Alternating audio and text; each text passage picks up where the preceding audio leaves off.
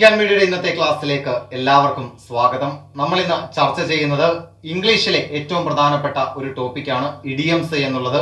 മത്സര പരീക്ഷകൾക്ക് ഒരു മാർക്ക് ഉറപ്പിക്കുവാൻ കഴിയുന്ന ഒരു ഭാഗമാണ് ഇഡിയംസ്. അതുകൊണ്ട് തന്നെ വളരെ പ്രധാനപ്പെട്ടതാണ്. ഇന്ന് നമ്മൾ ഏകദേശം ഒരു 15ഓളം ഇഡിയംസ് ആണ് ഇന്നത്തെ ക്ലാസ്സിലൂടെ നമ്മൾ ചർച്ച ചെയ്യുന്നത്. അപ്പം അതിനു മുമ്പ് ഈ ചാനൽ ആദ്യമായി കാണുന്നവരുണ്ട് എങ്കിൽ തീർച്ചയായിട്ടും വിക്കാൻ മീഡിയ എന്ന് പറയുന്ന ഈ ചാനൽ സബ്സ്ക്രൈബ് ചെയ്യുക. അതോടൊപ്പം തന്നെ നിങ്ങളുടെ അഭിപ്രായങ്ങളും നിർദ്ദേശങ്ങളും എല്ലാം തന്നെ ഇതിന് താഴെ കമന്റായിട്ട് രേഖപ്പെടുത്തുക. ഈ വിവരങ്ങൾ നിങ്ങളുടെ കൂട്ടുകാർക്ക് പരമാവധി ഷെയർ ചെയ്യാൻ ശ്രമിക്കുക. അതോടൊപ്പം തന്നെ നിങ്ങൾക്ക് ആവശ്യമുള്ള വീഡിയോകൾ ഏകദേശം 10-50ഓളം വീഡിയോകൾ PSC മത്സര പരീക്ഷകളിലെ ഏറ്റവും പ്രധാനപ്പെട്ട ടോപ്പിക്കിന് ഞങ്ങൾ നേരത്തെ അപ്ലോഡ് ചെയ്ത വീഡിയോകളെല്ലാം തന്നെ ഡിസ്ക്രിപ്ഷൻ ബോക്സിൽ ഞങ്ങൾ കമന്റായിട്ട് ഇട്ടിട്ടുണ്ട്. അപ്പോൾ തീർച്ചയായിട്ടും നിങ്ങൾക്ക് അത് കയറി കാണാവുന്നതാണ്. അപ്പൊ നമുക്ക് ആ ക്ലാസ്സിലേക്ക് കിടക്കാം. ഇംഗ്ലീഷിലെ ഇഡിയംസ് എന്ന് പറയുന്ന ഭാഗം. അപ്പൊ നമ്മൾ ഇന്ന് ആദ്യമായി പഠിക്കുവാൻ പോകുന്ന ഇഡിയം നിങ്ങൾക്ക് സൈഡിൽ കാണാൻ കഴിയും. ഡൗട്ടിംഗ് തോമസ് എന്നുള്ളതാണ്. അതിന്റെ നിർവചനം എന്താണെന്ന് ചോദിച്ചാൽ one who refuses to believe something without proof എന്നുള്ളതാണ്. അതായത് തെളിവില്ലാതെ വിശ്വസിക്കാത്തവൻ.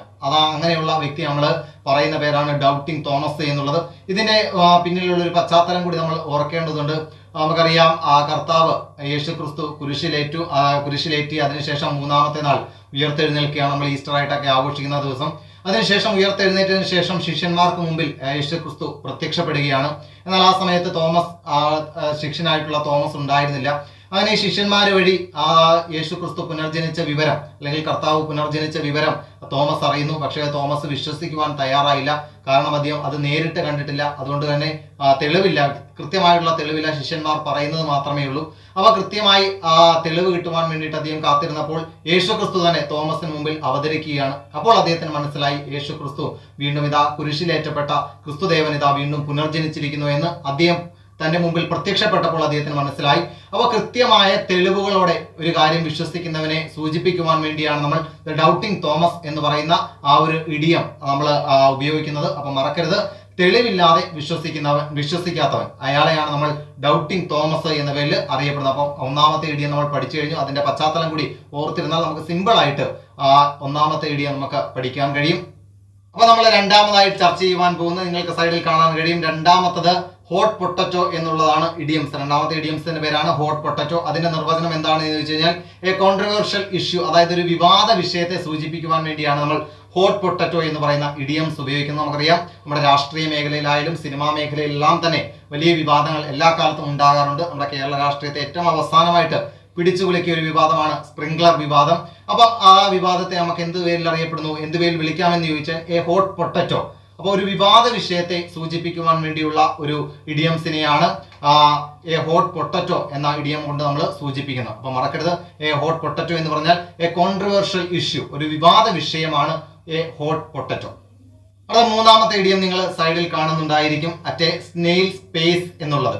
അതായത് വളരെ പതുക്കെ നടക്കുന്ന സംഭവങ്ങളെ വ്യക്തിയൊക്കെ സൂചിപ്പിക്കുവാൻ വേണ്ടിയാണ് നമ്മൾ ആ ഒരു ഇഡിയംസ് യൂസ് ചെയ്യുന്നത്. അതായത് വെരി സ്ലോലി, വളരെ പതുക്കെ, ഉച്ച ഇഴയുന്ന വേഗത്തിൽ നിന്നൊക്കെ നമ്മൾ മലയാളത്തിൽ പ്രയോഗിക്കാറുണ്ട്. അതിന്റെ ഇംഗ്ലീഷ് പ്രയോഗമാണ് അറ്റ് എ സ്നെയിൽസ് പേസ് എന്നുള്ളത്. അതായത് വളരെ സ്ലോലി ആയിട്ട് വളരെ പതുക്കെ നടക്കുന്ന ഈ അടൂർ ഗോപാലകൃഷ്ണന്റെ സിനിമയ്ക്കകത്തൊക്കെ നമ്മൾ ആ സിനിമയൊക്കെ നമുക്ക് വേണമെങ്കിൽ ഇങ്ങനെയൊക്കെ വിശേഷിപ്പിക്കാം. കാരണം ഒച്ചിഴയുന്ന വേഗത്തിൽ വളരെ ശരീരമായാലും അല്ലെങ്കിൽ നായകന്മാരായാലും അവിടുത്തെ സംഭവങ്ങളായാലും എല്ലാം വളരെ പതുക്കെയാണ് ആ സിനിമകളിലൊക്കെ നടക്കുന്നത്. അപ്പൊ അങ്ങനെയുള്ള സംഭവങ്ങളെയൊക്കെ അല്ലെങ്കിൽ വ്യക്തിയെയോ എന്ത് വേണമെങ്കിലും അങ്ങനെ വളരെ പതുക്കെ നടക്കുന്ന എന്തിനെ നമുക്ക് എന്ത് പറയാം, അറ്റ് എ സ്നെയിൽ സ്പേസ് എന്ന് നമുക്ക് വിശേഷിപ്പിക്കാം. അതായത് വെരി സ്ലോലി, വളരെ പതുക്കെ എന്നുള്ളതാണ് ആ ഒരു ഇഡിയംസിന്റെ അർത്ഥം. അപ്പം അതുകൂടി നമ്മൾ ഓർത്തു വെക്കണം. 3-ാമത്തെ ഇഡിയമാണ് അറ്റ് എ സ്നെയിൽ സ്പേസ് എന്നുള്ളത്. അതിന്റെ മീനിങ് എന്താണെന്ന് ചോദിച്ചു കഴിഞ്ഞാൽ വെരി സ്ലോലി, വളരെ പതുക്കെ എന്നുള്ളതാണ്. അപ്പൊ അടുത്ത ഇഡിയം നിങ്ങൾക്ക് സൈഡിൽ കാണാൻ കഴിയും, ബ്ലാക്ക് ഷീപ്പ് എന്നുള്ളതാണ്. അപ്പൊ അതിന്റെ മീനിങ് എന്താണെന്ന് ചോദിച്ചാൽ ഡിസ്റെപ്യൂട്ടബിൾ മെമ്പർ ഓഫ് എ ഗ്രൂപ്പ്. അതായത് ഒരു കൂട്ടം കൂടി ആളുകൾക്കിടയിൽ വളരെ വ്യത്യസ്തനായിട്ട് നിൽക്കുന്ന വ്യക്തിയെ അല്ലെങ്കിൽ അയാളെയാണ് നമ്മൾ ബ്ലാക്ക് ഷീപ്പ് എന്നതുകൊണ്ട്, അല്ലെങ്കിൽ വളരെ വ്യത്യസ്തം, അത് മനുഷ്യൻ തന്നെ ആകണമെന്നൊന്നുമില്ല, ഒരു കൂട്ടത്തിനിടയ്ക്ക് വ്യത്യസ്തനായി മാറി നിൽക്കുന്ന അല്ലെങ്കിൽ പലതും കൊണ്ടും വ്യത്യസ്തനായി നിൽക്കുന്ന വ്യക്തിയെ അല്ലെങ്കിൽ മൃഗമായാലും എന്തിനെയായാലും നമുക്ക് എന്ത് വേണമെങ്കിലും പറയാം, ബ്ലാക്ക് ഷീപ്പ് എന്ന് വിശേഷിപ്പിക്കാം. ഉദാഹരണമായിട്ട് നമ്മൾ എന്തിരൻ എന്ന് പറയുന്ന സിനിമയ്ക്കകത്ത് ആ വില്ലൻ തങ്ങളുടെ തട്ടകത്തില് എല്ലാ റോബോട്ടുകളെയൊക്കെ വിളിച്ചു വരുത്തിക്കൊണ്ട് തല കറക്കുവാൻ ആവശ്യപ്പെടുന്ന ഒരു സീനുണ്ട്. ആ തല കറക്കാൻ ആവശ്യപ്പെടുമ്പോൾ അതിനകത്ത് നായക കഥാപാത്രമായ രജനീകാന്തിന് തല കറക്കാൻ കഴിയുന്നില്ല. കാരണം ബാക്കിയെല്ലാം റോബോട്ടുകളാണ്. അവർക്ക് സിമ്പിളായിട്ട് തലകറക്കാൻ കഴിയുന്നുണ്ട്. പക്ഷേ രജനീകാന്ത് തലകറക്കാതെ നിൽക്കുന്ന ഒരു സീനുണ്ട്. അന്നേരം അതിനകത്ത് ആ വില്ലൻ വിളിച്ചു പറയുന്ന ഒരു ഡയലോഗ് ഉണ്ട്. അതും ഇത് തന്നെയാണ്, black sheep, the black sheep എന്നാണ് അതിനകത്ത് ആ വില്ലൻ വിളിച്ചു പറയുന്നത്. അതായത് അത്രയും റോബോട്ടുകൾക്കിടയിൽ അവരെല്ലാവരും തലകറക്കുമ്പോൾ വ്യത്യസ്തനായിട്ട് തലകറക്കാതെ മാറുന്ന രജനീകാന്തിനെയാണ് ബ്ലാക്ക് ഷീപ്പ് എന്ന് ആ വില്ലൻ അവിടെ വിശേഷിപ്പിച്ചത്. അത് തന്നെയാണ് ഇവിടെയും സൂചിപ്പിക്കുന്നത്. ഡിസ്റെപ്യൂട്ടബിൾ മെമ്പർ ഓഫ് എ ഗ്രൂപ്പ്, അതായത് ഒരു ഗ്രൂപ്പിൽ വളരെ വ്യത്യസ്തനായി നിൽക്കുന്ന ആളിനെ സൂചിപ്പിക്കുവാൻ അല്ലെങ്കിൽ ആ വ്യക്തിയെ സൂചിപ്പിക്കുവാൻ വേണ്ടിയാണ് നമ്മൾ ബ്ലാക്ക് ഷീപ്പ് എന്ന് പറയുന്ന ഇഡിയം ഉപയോഗിക്കുന്നത്. അടുത്ത അഞ്ചാമത്തെ ഇഡിയം നിങ്ങൾക്ക് കാണാൻ കഴിയും, ഡോഗ്സ് ലൈഫ് എന്നുള്ളതാണ്. അതായത് അതിന്റെ അർത്ഥം എന്ന് പറഞ്ഞാൽ മിസറബിൾ ലൈഫ്, വളരെ പരിതാപകരമായ വളരെ ദാരിദ്ര്യം പിടിച്ച ജീവിതത്തെയാണ് ഡോഗ്സ് ലൈഫ് എന്ന ഇഡിയം കൊണ്ട്, അല്ലെങ്കിൽ അതിന്റെ അർത്ഥം എന്ന് പറഞ്ഞാൽ നമുക്കറിയാം പട്ടികളുടെയൊക്കെ ജീവിതം നമുക്കറിയാം. നമ്മൾ പട്ടിയെ പോലെ പണിയെടുക്കുക എന്നൊക്കെ പറഞ്ഞു, അതായത് വളരെ കഷ്ടപ്പെട്ട് പണിയെടുക്കുക എന്നുള്ളതാണ് പട്ടിയെ പോലെ പണിയെടുക്കുക എന്നൊക്കെ ഉദ്ദേശിച്ചത്. അപ്പം ഡോഗ്സ് ലൈഫ്, പട്ടിയെ പോലെയുള്ള ജീവിതം എന്ന് പറഞ്ഞാൽ അത്രമാത്രം വളരെ മോശമായിട്ടുള്ള ജീവിതമാണ്. അപ്പോൾ ഡോഗ്സ് ലൈഫ് എന്ന് പറഞ്ഞാൽ വേറെ ഒന്നും ഓർക്കണ്ട, മിസറബിൾ ലൈഫ്, വളരെ പരിതാപകരമായ ജീവിതത്തെ സൂചിപ്പിക്കുവാൻ വേണ്ടി ഉപയോഗിക്കുന്ന ഒരു ഇഡിയമാണ് ഡോഗ്സ് ലൈഫ് എന്നുള്ളത്. അത് ആ വാക്ക് കേൾക്കുമ്പോൾ തന്നെ നമുക്ക് മനസ്സിലാക്കാൻ കഴിയുന്നതാണ്. ഡോഗ്സ് ലൈഫ്, ഒരു പട്ടിയുടെ ജീവിതം എന്താണ് എന്നുള്ളത് നമുക്കറിയാം. കാരണം യജമാനെ പരിചരിച്ചുകൊണ്ട് 24 മണിക്കൂറും ഒരു ദിവസം ജോലി ചെയ്യേണ്ട ഒരു ജീവിയാണ് പട്ടി എന്ന് പറയുന്നത്. അപ്പോൾ സ്വാഭാവികമായിട്ടും അത്രമാത്രം പരിതാപകരമായിട്ടുള്ള ദാരിദ്ര്യം പിടിച്ച ഒരു ജീവിതത്തെ സൂചിപ്പിക്കുവാൻ വേണ്ടിയാണ് ഡോഗ്സ് ലൈഫ് എന്ന് പറയുന്ന ആ ഒരു ഇഡിയം നമ്മൾ സൂചിപ്പിക്കുന്നതിന്റെ അർത്ഥം മറക്കരുത്, മിസറബിൾ ലൈഫ് എന്നുള്ളതാണ്. നമ്മൾ ആറാമത്തെ ഇഡിയമാണ് നിങ്ങൾക്ക് കാണാൻ കഴിയും, സ്കേപ്പ് ഗോട്ട് എന്നുള്ളത്. അതിന്റെ അർത്ഥം എന്താണെന്ന് ചോദിച്ചാൽ one who is punished for the sin of others, അതായത് മറ്റുള്ളവരുടെ പാപത്തിന് വേണ്ടി ബലിയാടായ വ്യക്തിയെ സൂചിപ്പിക്കുവാൻ വേണ്ടിയാണ് നമ്മൾ സ്കേപ്പ് ഗോട്ട് എന്നുള്ള ഇഡിയം ഉപയോഗിക്കുന്നത്. ഉദാഹരണമായിട്ട് നമ്മൾ ക്ലാസ്സിൽ ഒരു അധ്യാപിക പഠിപ്പിച്ചുകൊണ്ടിരിക്കുമ്പോൾ നമ്മൾ ക്ലാസ്സിൽ കിടന്ന് ഭയങ്കരമായിട്ട് അലമ്പുണ്ടാക്കുകയാണ്. ആ അലമുണ്ടാകുന്ന സമയത്ത് അധ്യാപിക ചിലപ്പോൾ അവിടെ ഒന്നും മിണ്ടാതിരുന്ന കൂടിയിരുന്ന് കേട്ടോണ്ടിരുന്ന കുട്ടിയായിരിക്കും ചിലപ്പോൾ അധ്യാപിക ശിക്ഷിച്ചുകൊണ്ട് ക്ലാസ്സിൽ നിന്ന് പുറത്തേക്ക് വിടുന്നത്. അപ്പം ബാക്കി എല്ലാവരും ചെയ്ത പാപത്തിന്റെ മുഴുവൻ പാപഭാരവും ഏറ്റെടുത്തുകൊണ്ട് സ്വയം ബലിയാടായ വ്യക്തിയാണ് ആ പുറത്തുപോയ കൂട്ടുകാരൻ. അപ്പൊ ആ കൂട്ടുകാരനെ നമുക്ക് സ്കേപ്പ് ഗോട്ട് എന്ന് വിളിക്കാം. അതായത് one who is punished for the sin of others, മറ്റുള്ളവരുടെ പാപത്തിന് വേണ്ടിയിട്ട് ബലിയാടായി ആകേണ്ടി വന്ന വ്യക്തിയെ സൂചിപ്പിക്കുവാൻ വേണ്ടിയാണ് സ്കേപ്പ് ഗോട്ട് എന്ന് പറയുന്ന ഇഡിയം നമ്മൾ ഉപയോഗിക്കുന്നത്. അപ്പൊ മറക്കരുത്, സ്കേപ്പ് ഗോട്ട് എന്ന് പറഞ്ഞാൽ ബലിയാട് എന്നാണ് അതിന്റെ മലയാള അർത്ഥം. അത് നമുക്ക് കേൾക്കുമ്പോൾ തന്നെ അറിയാം, ഗോട്ടിനകത്ത് തന്നെ നമ്മൾ കയറി പിടിച്ചോളുക. ഗോട്ട് എന്ന് പറഞ്ഞാൽ ആട് എന്നാണ് നമുക്കറിയാം. അപ്പൊ സ്കേപ്പ് ഗോട്ട് എന്ന് പറഞ്ഞാൽ ബലിയാട്. ബലിയാട് എന്താണെന്ന് അറിയാം, മറ്റുള്ളവരുടെ പാപങ്ങൾക്ക് വേണ്ടി എല്ലാം തന്നെ സ്വയം ശിക്ഷ ഏറ്റുവാങ്ങി അല്ലെങ്കിൽ ശിക്ഷ ഏറ്റെടുക്കേണ്ടി വന്ന വ്യക്തിയെ സൂചിപ്പിക്കുവാൻ വേണ്ടിയാണ് സ്കേപ്പ് ഗോട്ട് എന്ന് പറയുന്ന ഇഡിയം നമ്മൾ ഉപയോഗിക്കുന്നത്. അടുത്ത ഏഴാമത്തെ ഇഡിയം നിങ്ങൾ കാണുന്നുണ്ടായിരിക്കും, എ ക്യൂർ ഫിഷ് എന്നുള്ളതാണ്. അതായത് A person of strange behaviour, അസാധാരണമായ പെരുമാറ്റമുള്ളയാളെ സൂചിപ്പിക്കുവാനാണ് എ ക്യൂർ ഫിഷ് എന്ന് പറയുന്ന ഇഡിയം നമ്മൾ ഉപയോഗിക്കുന്നത്. അതായത് നമ്മളെല്ലാവരും 5 പേര് ഒരേപോലെ ഉള്ള കൂട്ടുകാരാണ് എന്ന് സങ്കല്പിക്കുക. അങ്ങനെ ചെയ്യുന്ന സമയത്ത് നമ്മൾ 4 പേരും ഒരേ തലത്തിൽ ചിന്തിക്കുകയും പെരുമാറുകയൊക്കെ ചെയ്യുമ്പോൾ ഒരാള് വളരെ വ്യത്യസ്തമായിട്ട് പെരുമാറുകയും സംസാരിക്കുകയും ചിന്തിക്കുകയൊക്കെ ചെയ്യുന്നു. അപ്പൊ ആ വ്യക്തിയെ നമുക്ക് എന്ത് വരില്ല, അല്ലെങ്കിൽ ആ കൂട്ടുകാരനെ നമുക്ക് എ ക്യൂർ ഫിഷ് എന്ന് പറയാം. അതായത് A person of strange behaviour, വളരെ അസാധാരണപരമായ പെരുമാറ്റമുള്ള വ്യക്തിയെ സൂചിപ്പിക്കുവാൻ വേണ്ടിയാണ് എ ക്യൂർ ഫിഷ് എന്ന് പറയുന്ന ഇഡിയം നമ്മൾ യൂസ് ചെയ്യുന്നത്. അപ്പൊ മറക്കരുത്, എ ക്യൂർ ഫിഷ് എന്ന് പറഞ്ഞു കഴിഞ്ഞാൽ സ്ട്രേഞ്ച് ബിഹേവിയർ, അസാധാരണമായ പെരുമാറ്റമുള്ള വ്യക്തിയെയാണ് എ ക്യൂർ ഫിഷ് എന്ന് പറയുന്നത്. അടുത്ത എട്ടാമത്തെ നിങ്ങൾ കാണുന്നുണ്ടായിരിക്കും, ടാൾ ടാക്ക് എന്നുള്ളതാണ് ആ ഇഡിയത്തിന്റെ പേര്. അതിന്റെ അർത്ഥം എന്താണെന്ന് ചോദിച്ചാൽ അത് ബൂസ്റ്റ്ഫുൾ ടോക്ക്. നമ്മൾ പലപ്പോഴും വെടിയടിക്കാറുണ്ട് അല്ലെങ്കിൽ പൊങ്ങച്ചം പറയാറുണ്ട് എന്നൊക്കെ നമ്മൾ പറയാറുണ്ട്. എന്തൊരു തള്ളാണ് നമ്മൾ സാധാരണ ഇപ്പോൾ ഏറ്റവും അടുത്ത ലേറ്റസ്റ്റ് ആയിട്ടുള്ള എന്തൊരു തള്ളാടുക അല്ലെങ്കിൽ എന്തൊരു തള്ളാടി എന്നൊക്കെ നമ്മൾ ചോദിക്കാറുണ്ട്. അപ്പൊ അങ്ങനെയുള്ള വാക്കുകളെ പറയുവാൻ വേണ്ടിയാണ് ടാൾ ടാക്ക് എന്ന പേരിൽ നമ്മൾ എന്ന ഇഡിയം നമ്മൾ യൂസ് ചെയ്യുന്നത്. അപ്പൊ ബൂസ്റ്റ്ഫുൾ ടോക്ക് എന്നാണ് ആ ടാൾ ടോക്കിന്റെ മീനിങ്. ബൂസ്റ്റ്ഫുൾ ടോക്ക് നമുക്കറിയാം, ശ്രീകൃഷ്ണപുരത്തെ നക്ഷത്ര തിലകം എന്ന് പറയുന്ന സിനിമയ്ക്കകത്ത് അതിനകത്ത് ബിന്ദു പണിക്കും KPSC ലളിത എല്ലാം കൂടെ ആ സിനിമയുടെ മുമ്പിൽ ഇരുന്നുകൊണ്ട് തള്ളുന്ന തള്ളൊക്കെ നമ്മൾ കേട്ടതാണ്. അപ്പൊ ആ പൊങ്ങച്ചം പറച്ചിലിനെ നമ്മൾ എന്ത് പേരിൽ വിളിക്കാം, ബൂസ്റ്റ്ഫുൾ ടോക്ക് അല്ലെങ്കിൽ ടോൾ ടോക്ക് എന്ന് വിളിക്കാം. അപ്പൊ ടോൾ ടോക്ക് എന്ന് പറയുന്ന ഇഡിയത്തിന്റെ അർത്ഥം എന്താണെന്ന് ചോദിച്ചാൽ അത് ബൂസ്റ്റ്ഫുൾ ടോക്ക് എന്നുള്ളതാണ്. അത് പ്രയോഗിക്കുന്നത് പൊങ്ങച്ചം പറയുന്ന സാഹചര്യങ്ങളിൽ ഉപയോഗിക്കാനാണ് ആ ഇഡിയം നമ്മൾ യൂസ് ചെയ്യുന്നത്. അപ്പൊ അടുത്ത ഇഡിയം നിങ്ങൾ കാണുന്നുണ്ടായിരിക്കും, ടൈ ദി നോട്ട് എന്നുള്ളത്. അതിന്റെ അർത്ഥം ടു ഗെറ്റ് മാരീഡ് എന്നുള്ളതാണ്, വിവാഹം കഴിക്കുക എന്നുള്ളതിന്റെ അർത്ഥമാണ് ടു ടൈ ദി നോട്ട് എന്നുള്ളത്. നോട്ട് എന്ന് പറഞ്ഞാൽ അതിന്റെ അർത്ഥം KNOT, അതിന്റെ അർത്ഥം എന്ന് പറഞ്ഞാൽ മുറുക്ക് അല്ലെങ്കിൽ മുറുക്കുക എന്നുള്ളതാണ്, അല്ലെങ്കിൽ കുരുക്കുക എന്നുള്ളതാണ്, കുരുക്ക് വീടുക എന്നുള്ളതൊക്കെയാണ്. അപ്പൊ അതിൽ നിന്ന് തന്നെ നമുക്ക് പിടിച്ചോണം, ഒരു കല്യാണം എന്ന് പറഞ്ഞാൽ ഒരു കുരുക്കാണ്. നമ്മളൊക്കെ കല്യാണം കഴിക്കുന്നവരെ കഴിച്ചു കഴിഞ്ഞപ്പോൾ കൂട്ടുകാരൊക്കെ പറയാറുണ്ട്, നീ പെട്ടുമോനെ എന്നൊക്കെ പറയാറുണ്ട്. അപ്പം സ്ത്രീകളും പറയാറുണ്ട് ഒരു താലിച്ചരട്ടിൽ എന്നെ കെട്ടിയിട്ടിരിക്കുകയാണ്, കുരുക്ക് വീണിരിക്കുകയാണെന്നൊക്കെ സ്ത്രീകളും പറയാറുണ്ട്.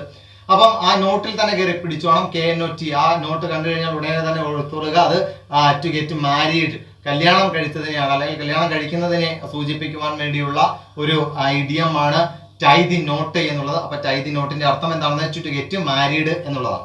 അടുത്ത ഇഡിയം നിങ്ങൾക്ക് കാണാൻ കഴിയും കിക്ക് ദി ബക്കറ്റ് എന്നുള്ളതാണ്. അതിന്റെ അർത്ഥം ഡൈ. പലപ്പോഴും ചോദിച്ചിട്ടുള്ള ഒരു ഇഡിയമാണ് കിക്ക് ദി ബക്കറ്റ്. അതിന്റെ അർത്ഥം ഡൈ, മരിക്കുക എന്നുള്ളതാണ്. അപ്പൊ ബക്കറ്റ് അടിച്ച് കളഞ്ഞു കഴിഞ്ഞാൽ ഒരാൾ നിലം തല്ലി വീണ് തലയടിച്ച് ചാവും എന്നുള്ളത് സൂചിപ്പിക്കുവാൻ വേണ്ടി ആയിരിക്കാം കിക്ക് ദി ബക്കറ്റ് എന്ന് പറഞ്ഞു കഴിഞ്ഞാൽ. ബക്കറ്റ് തട്ടിക്കളഞ്ഞു കഴിഞ്ഞാൽ ചിലപ്പോൾ തട്ടുന്ന വഴിക്ക് തെന്നി വീണ് തലയടിച്ച് ചത്തുപോകുമായിരിക്കും. അപ്പൊ കിക്ക് ദി ബക്കറ്റ് അങ്ങനെ ഓർത്തിരിക്കുക. കിക്ക് ദി ബക്കറ്റ് എന്ന് പറഞ്ഞാൽ അതിന്റെ അർത്ഥം മരിക്കുക എന്നുള്ളതാണ്. അടുത്ത നിങ്ങൾക്ക് കാണാൻ കഴിയും സ്വാൻ സോങ് എന്നുള്ളത്. അതായത് ലാസ്റ്റ് പെർഫോമൻസ് എന്നുള്ളതാണ് അതിന്റെ അർത്ഥം. അതായത് ഒരാളുടെ അവസാനത്തെ പെർഫോമൻസിനെ സൂചിപ്പിക്കുവാൻ വേണ്ടിയാണ് സ്വാൻ സോങ് എന്നുള്ളത് നമ്മൾ എന്ന ഇഡിയം നമ്മൾ ഉപയോഗിക്കുന്നത്. അതായത് ഒരാൾക്ക് ഒരു പാട്ടുകാരൻ പാട്ട് പാടുകയാണെങ്കിൽ അവന്റെ അവസാനത്തെ പെർഫോമൻസ് ആണ് എങ്കിൽ, ചിലപ്പം ചില പാട്ടുകാരൊക്കെ വിരമിക്കാറുണ്ട്, സ്വരം നന്നാവുമ്പോഴേ പാട്ട് നിർത്തുക എന്നുള്ള അവരൊക്കെ ചുവട് പിടിച്ചുകൊണ്ട് ചിലപ്പോൾ അവസാനത്തെ പെർഫോമൻസ് നടത്താറുണ്ട്. ക്രിക്കറ്റ് കളിക്കാർ അവരുടെ ലാസ്റ്റ് കളി നടത്താറുണ്ട്. അപ്പം അതിനെയൊക്കെ സൂചിപ്പിക്കുവാൻ വേണ്ടി, ആ അവസാനത്തെ പെർഫോമൻസിനെ സൂചിപ്പിക്കുവാൻ വേണ്ടിയാണ് നമ്മൾ സ്വാൻ സോങ് എന്ന് പറയുന്ന ആ ഒരു ഇഡിയം നമ്മൾ യൂസ് ചെയ്യുന്നത്. അപ്പൊ മറക്കരുത്, സ്വാൻ സോങ് എന്ന് പറഞ്ഞു കഴിഞ്ഞാൽ ലാസ്റ്റ് പെർഫോമൻസ്, അവസാനത്തെ പെർഫോമൻസ് എന്നാണ് സ്വാൻ സോങ് എന്ന് പറയുന്ന ഇഡിയത്തിന്റെ അർത്ഥം. അപ്പൊ അടുത്ത മറ്റൊരു ഇഡിയം നിങ്ങൾക്ക് കാണാൻ കഴിയും അറ്റ് ദ 11th hour എന്നുള്ളത്. അടുത്ത ലാസ്റ്റ് മൊമെന്റ് എന്നുള്ളതാണ് അതിന്റെ അർത്ഥം. അതായത് നമ്മളൊക്കെ എന്തെങ്കിലുമൊക്കെ ആവശ്യമൊക്കെ കൂട്ടുകാർ വന്ന് ചോദിക്കുമ്പോൾ നമ്മൾ പറയാറുണ്ട്, ലാസ്റ്റ് നിമിഷമൊക്കെ ചോദിക്കുമ്പോൾ നമ്മൾ പറയാറുണ്ട്, ഈ 11 മണിക്ക് എന്ന് പറഞ്ഞാൽ എങ്ങനെയാണ് ഇത്, ഈ അവസാനത്തെ നിമിഷം എന്ന് പറഞ്ഞാൽ എങ്ങനെയാണ് എന്നൊക്കെ നമ്മൾ ചോദിക്കാറുണ്ട്. അപ്പൊ ആ ഒരു പ്രയോഗത്തെ സൂചിപ്പിക്കുവാൻ വേണ്ടിയാണ് അറ്റ് ദ 11th hour എന്നുള്ളത്. ഇംഗ്ലീഷിലൊരു പ്രയോഗമാണ്, ഇംഗ്ലീഷിലൊരു ഇഡിയമാണത്. അറ്റ് ദ 11th hour അതിന്റെ അർത്ഥം എന്ന് പറഞ്ഞാൽ അറ്റ് ദ ലാസ്റ്റ് മൊമെന്റ് എന്നുള്ളതാണ്, അവസാന നിമിഷം എന്നുള്ളതാണ് ആ ഇഡിയത്തിന്റെ അർത്ഥം. അത് മറക്കരുത്, വളരെ പ്രധാനപ്പെട്ട ഒന്നാണ് അടുത്ത 11th hour എന്നുള്ളത്. അതിന്റെ അർത്ഥം മറക്കരുത്, അടുത്ത ലാസ്റ്റ് മൊമെന്റ്. അടുത്ത മറ്റൊരു ഇഡിയം നിങ്ങൾക്ക് കാണാൻ കഴിയും സ്റ്റോൺ ത്രോ എന്നുള്ളതാണ്. അത് സ്റ്റോൺ ത്രോ എന്ന് പറഞ്ഞാൽ ഒരു കല്ല് എടുത്ത് എറിയുക എന്നുള്ളതാണ്. അപ്പം ഒരു കല്ലെടുത്ത് എറിഞ്ഞാൽ കേൾക്കാൻ കഴിയുന്ന അല്ലെങ്കിൽ വിളിക്കാൻ കഴിയുന്ന ദൂരത്ത് നിൽക്കുന്നയാളെ സൂചിപ്പിക്കുവാൻ വേണ്ടി, അല്ലെങ്കിൽ ആ ഒരു അകലത്തെ സൂചിപ്പിക്കുവാൻ വേണ്ടിയാണ് എ ഷോർട്ട് ഡിസ്റ്റൻസ്, ഒരു വിളിപ്പാടകലെ എന്നുള്ള ആ ഒരു അർത്ഥം വരാൻ വേണ്ടിയാണ് നമ്മൾ ഉപയോഗിക്കുന്നതാണ് സ്റ്റോൺ ത്രോ എന്ന് പറയുന്ന ഇഡിയം. അപ്പൊ മറക്കരുത്, അറ്റ് എ ഷോർട്ട് ഡിസ്റ്റൻസ്, ഒരു വിളിപ്പാടകലെ, ഒരു കല്ലെടുത്തെറിഞ്ഞാൽ വിളിക്കാൻ കഴിയുന്ന ദൂരത്തിൽ നിൽക്കുന്ന ആ ഒരു അകലത്തെ സൂചിപ്പിക്കുവാൻ വേണ്ടിയാണ്, അല്ലെങ്കിൽ ആ ഒരു സാഹചര്യത്തെ സൂചിപ്പിക്കുവാൻ വേണ്ടിയാണ് എ സ്റ്റോൺ ത്രോ എന്ന് പറയുന്ന ആ ഒരു ഇഡിയം നമ്മൾ യൂസ് ചെയ്യുന്നത്. അപ്പൊ മറക്കരുത്, അതിന്റെ അർത്ഥം അറ്റ് എ ഷോർട്ട് ഡിസ്റ്റൻസ്, ഒരു വിളിപ്പാടകലെ നിൽക്കുന്ന ആ ഒരു സാഹചര്യം അല്ലെങ്കിൽ ആ ഒരു ഡിസ്റ്റൻസിനെ സൂചിപ്പിക്കുവാൻ വേണ്ടിയാണ് എ സ്റ്റോൺ ത്രോ എന്ന് പറയുന്ന ഇഡിയം നമ്മൾ ഉപയോഗിക്കുന്നത്. അപ്പൊ മത്സര പരീക്ഷകളിലെ ഏറ്റവും പ്രധാനപ്പെട്ട ചോദിച്ചിട്ടുള്ള, ഇനി ചോദിക്കാൻ സാധ്യതയുള്ള ചില ഇഡിയംസ് ആണ് ഇന്നത്തെ ക്ലാസ്സിൽ നമ്മൾ ചർച്ച ചെയ്തത്. അപ്പൊ എന്റെ ഇന്നത്തെ ക്ലാസ് നിങ്ങൾക്ക് എല്ലാവർക്കും ഇഷ്ടമായി എന്ന് വിശ്വസിക്കുന്നു. ഞാൻ തുടക്കത്തിൽ ഒരു കാര്യം പറഞ്ഞിരുന്നു, ആദ്യമായി തന്നെ ഈ വീഡിയോ കാണുന്നവരുണ്ടെങ്കിൽ അല്ലെങ്കിൽ ഈ ചാനൽ സന്ദർശിക്കുന്നവരുണ്ടെങ്കിൽ തീർച്ചയായിട്ടും വീക്കാൻ മീഡിയ എന്ന് പറയുന്ന ഈ ചാനൽ സബ്സ്ക്രൈബ് ചെയ്യണം.